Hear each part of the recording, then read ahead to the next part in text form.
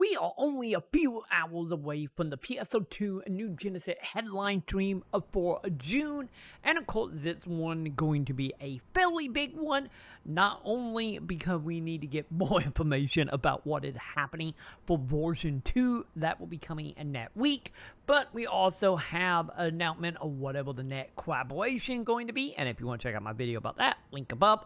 But today I am here to discuss what I am hoping we see tomorrow, since there was still a lot about this update that we just don't really know about. But before we hop into all that, welcome back to your #1 top for PSO2 NGS gameplay, how-tos, and of course, all that jazz. And I do want to give a very special thank you to everybody who is subscribing over on patreon.com/Maconn, link in the description, and of course, a big thank you to 1K. So with that, let's jump into this and let's discuss what I'm hoping to see tomorrow during the headline stream. So to start off in this update, let's go ahead and talk about the main thing of version 2 that we know about right now, which is of course the player housing / mod tools that are coming into NGS, and exactly how is it going to operate. Because we have seen how you can set up dungeons or little like gameplay stuff in there and whatnot. Some of it does look awesome, but at the same time does seem a little advanced for some people, but we will see how the community take to that once we get our hands on it next week. So we know that it's happening and going to be able to make this and stuff. The main thing here that is the question is when it comes to making all this stuff, how is this actually going to operate officially now that we know there is gameplay stuff tied to this that you can make? When it was housing, it made sense when they said, oh, every player is going to get one area, the lion going to have an area. Yeah, perfectly fine, makes sense.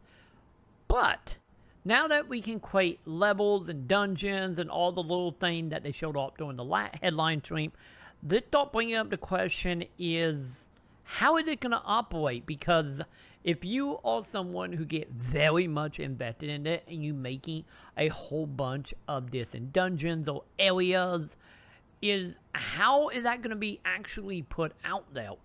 Are they going to end up being able to, sell us extra maps, quote unquote? Well, every person going to get one for free, and then if you want to make like 10 level, 20 level, 50 level, are we going to have to pay for that? Or are we going to have technically unlimited and the distance is separating them into one for housing, one is like gameplay stuff? I have so many questions around this on how that's going to actually operate.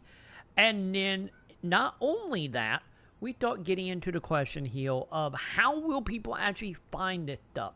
Because in bait PSO2, it was a little bit of a headache to, of course, one over to either might be your friends who was online, or one over to a random other character or player out there, right clicking on them and then being able to pick alliance or the housing to go look at it.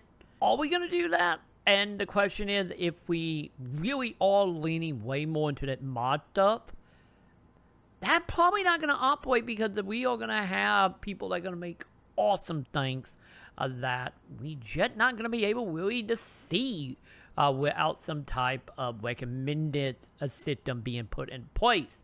Which is the next thing I want to see so bad is, of course, since we do know we are going to transfer to the new area for the creative basic stuff through the Wuka device. We have an NPC that have already talked about this, but we still don't know, is it going to be very similar to base?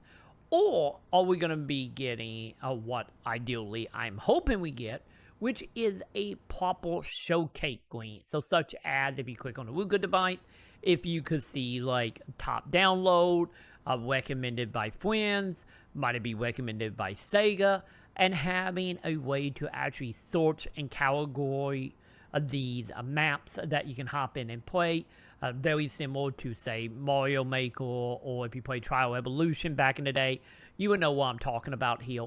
Because if this is totally up to Smojo player having to like go out of the way to click on people like bait's going to kill a lot of the motivation here to start looking around without some easy and very straightforward way to highlight the great stuff.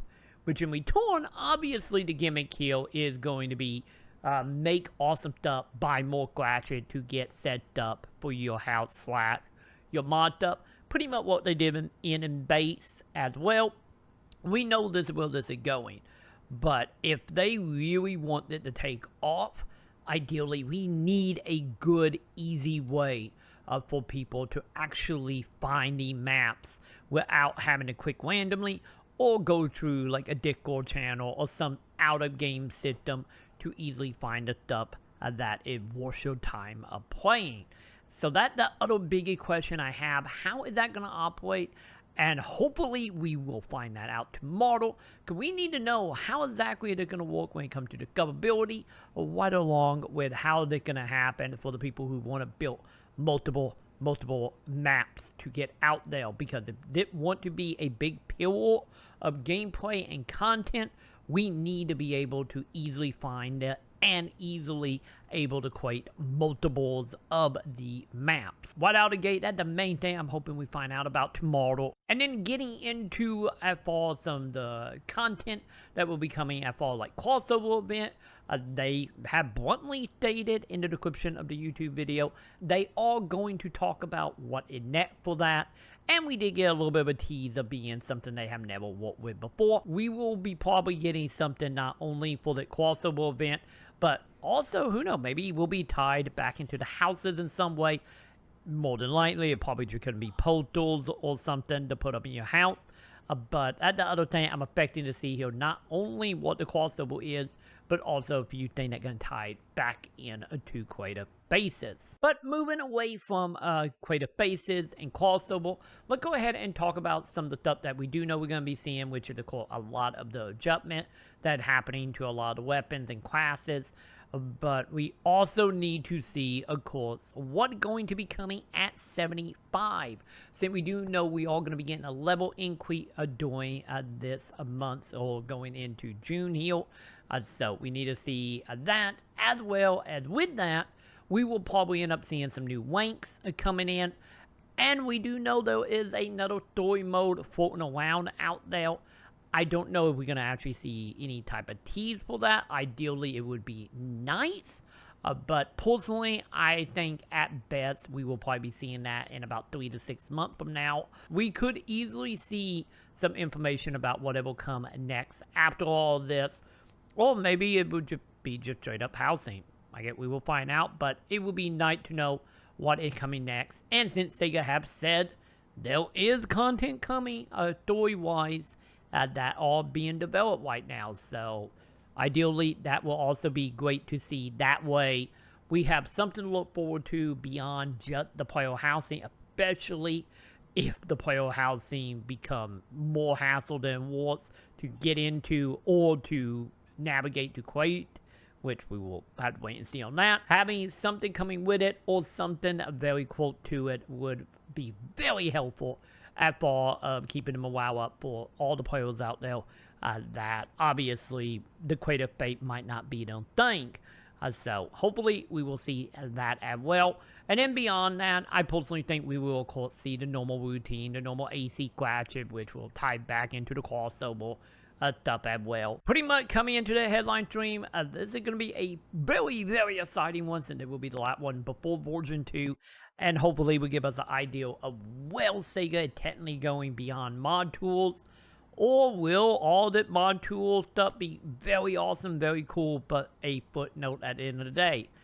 I guess we will find out on a Tuesday morning at 7 a.m. Central Standard, which I will be live with about 15 minutes till here on YouTube, as well as over on Twitch. .tv/TroyMaconn, breaking down everything that announced and probably way more detail than we probably should, as well as want the English version done, hopping into JP and seeing what other little details that may got announced that we may or may not see, or maybe we will see. So if you can't tell, you absolutely cannot miss the coming headline stream from SEGA for NGS, and of course, like always, I will have links in the description of where you can watch for when we are doing this. So with that though, that is pretty much what I think gonna happen, what need to happen. And of course, let me know in the comment below, what are you hoping for from this? Or do you even think that player housing slap mod tool ain't gonna really matter at the end of the day? Let me know below. And of course, while you're down there, make sure you hit that wonderful subscribe button so you can keep up with our daily PSO2 New Genesis video. And with that, I'm gonna go ahead and do it for me. But I will see you in the comments.